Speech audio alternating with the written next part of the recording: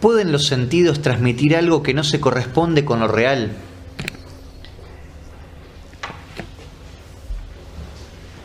Empecemos por recordar que la actividad de conocimiento fundamentalmente consiste en una asimilación objetiva o intencional de algo de la realidad.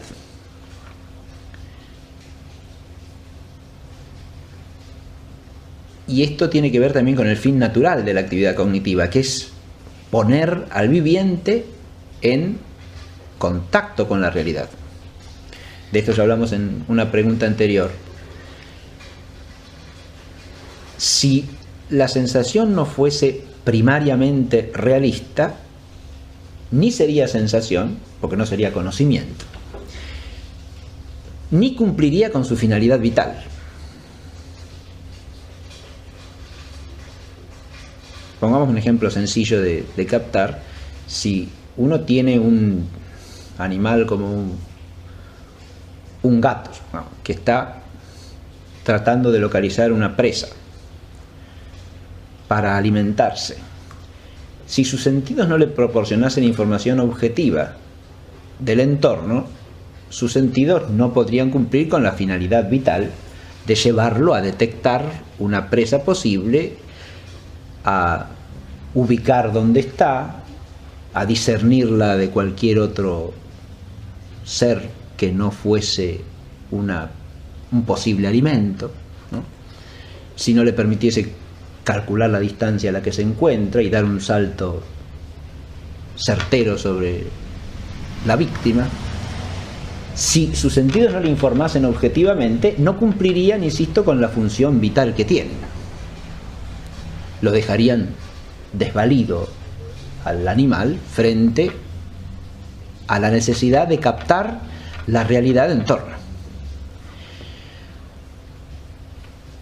Para empezar, entonces, tenemos que advertir que el sentido primaria y normalmente proporciona datos de la realidad, es decir, nos informa de una manera realista, objetiva.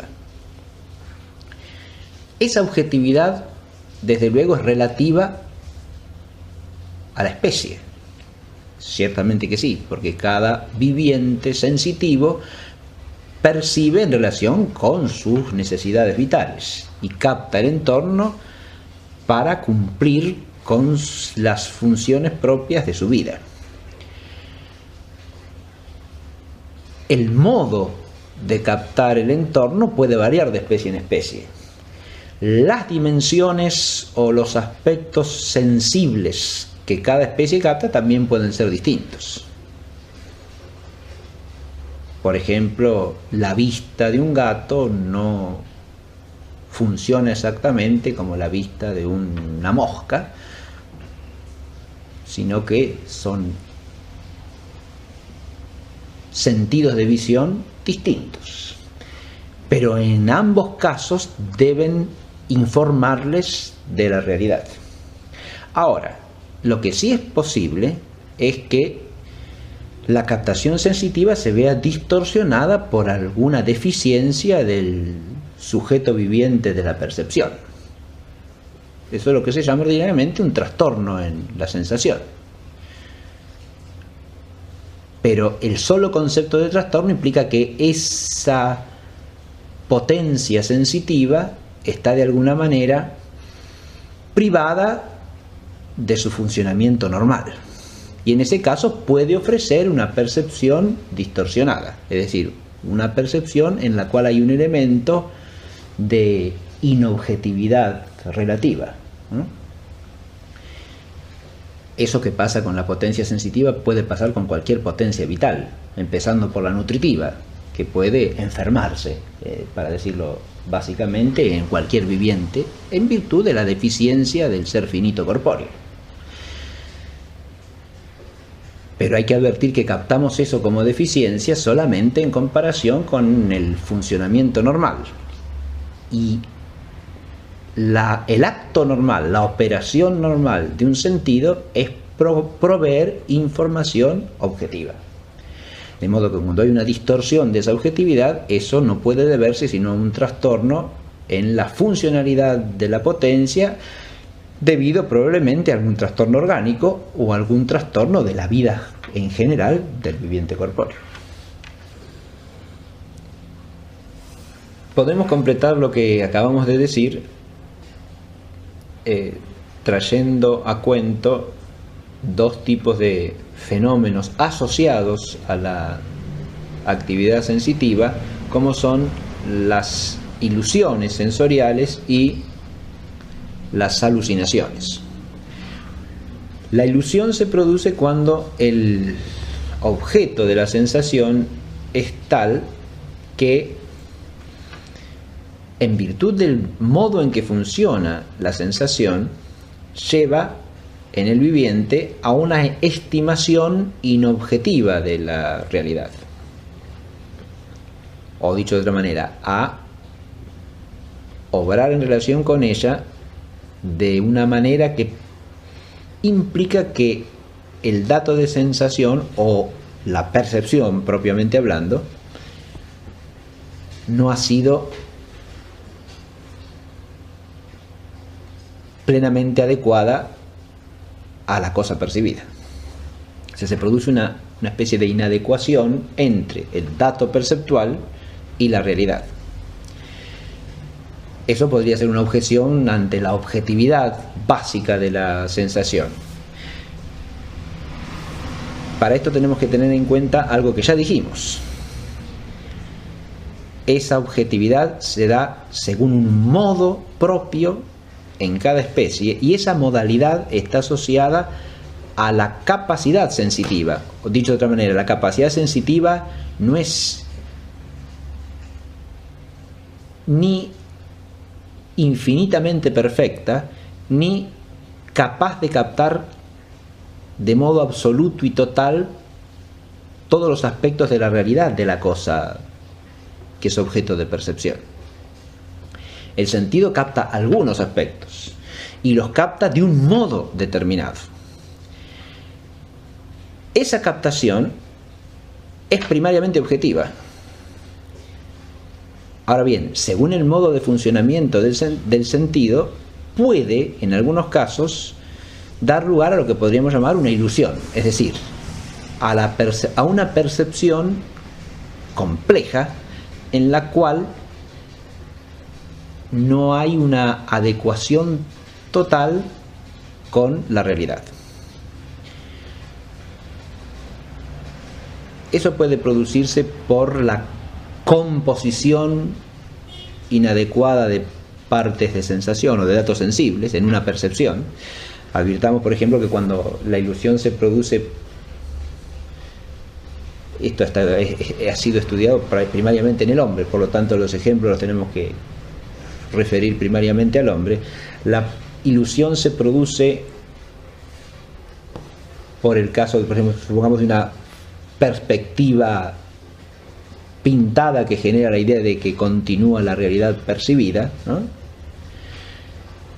Ahí el sentido provee una información que es objetiva, solo que la totalidad de la percepción, al ser compuesta, genera una ilusión de realidad que no se corresponde con lo real total, ¿no?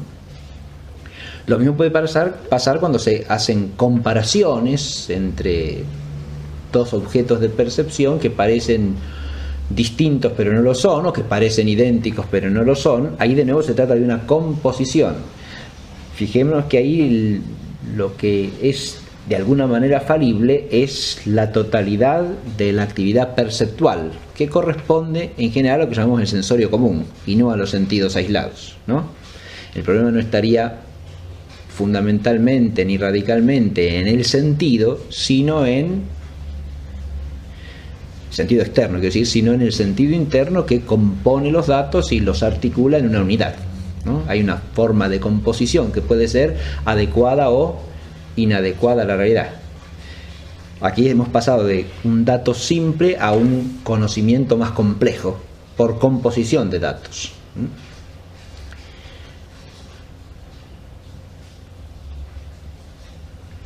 En otros casos lo que se llama ilusión no es propiamente una ilusión.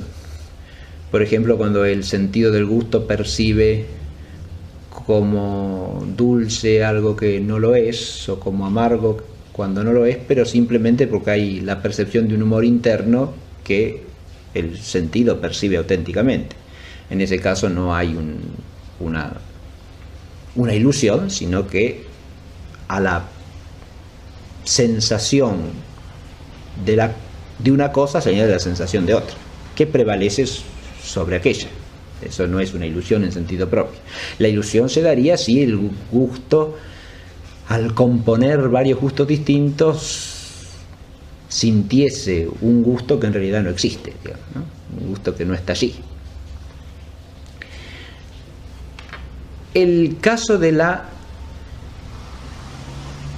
alucinación es distinto, porque en la alucinación en realidad no se trata de una defectividad del sentido o una mala composición del sensorio común o una inadecuación de la estimativa, un fallo de la estimativa en la apreciación del objeto de percepción, sino que la alucinación se produce cuando el viviente genera un pseudo objeto de percepción, es decir, sin que haya sensación alguna, produce una imagen que el mismo sujeto capta como si fuese de sensación, lo cual presupone obviamente un trastorno en la funcionalidad vital general del sujeto viviente, y al mismo tiempo que posea memoria sensitiva e imaginativa, porque sin esas potencias no podría componer una imagen ficticia que usurpase el lugar de una percepción, ¿no? Ahí de nuevo habría una falla en el funcionamiento vital general, porque el sujeto está poniendo como objeto de sensación, lo cual condiciona su reacción frente a la realidad, algo que no es una sensación, sino el fruto de sensaciones anteriores que persiste en su memoria y que recompone a partir de la imaginativa. En ambos casos, sin embargo, hay que advertir de nuevo lo que ya dijimos. Tanto las ilusiones como las alucinaciones no son lo normal en el funcionamiento de los sentidos, ni del sentido interno, que es el sensorio común, que compone las percepciones de ordinario de manera objetiva, abierta hacia este respecto, que cuando se trata de generar ilusiones ópticas en el caso humano, la generación de la ilusión presupone el conocimiento racional de cómo funciona la percepción en el hombre, y se aprovecha de ese conocimiento para generar las ilusiones, ¿no? Y eso implica que no es fácil generar las ilusiones, o sea que las ilusiones son excepcionales, de ordinario no se producen. Y lo mismo pasa con las alucinaciones, que en cualquier viviente son excepcionales, si no el viviente estaría inmediatamente condenado a desaparecer como viviente. El entorno. Para empezar, entonces, tenemos que advertir que el sentido primaria y normalmente proporciona datos de la realidad, es decir, nos informa de una manera realista, objetiva. Esa objetividad, desde luego, es relativa a la especie. Ciertamente que sí, porque cada viviente sensitivo poner al viviente en contacto con la realidad. De esto ya hablamos en una pregunta anterior. Si la sensación no fuese primariamente realista, ni sería sensación, porque no sería conocimiento, ni cumpliría con su finalidad vital. Pongamos un ejemplo sencillo de captar. Si ¿pueden los sentidos transmitir algo que no se corresponde con lo real?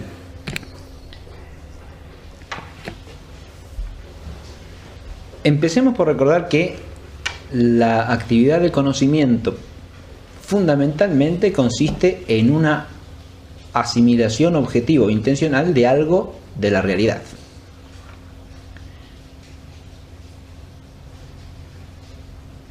Y esto tiene que ver también con el fin natural de la actividad cognitiva, que es, uno tiene un animal como un gato, ¿no?, que está tratando de localizar una presa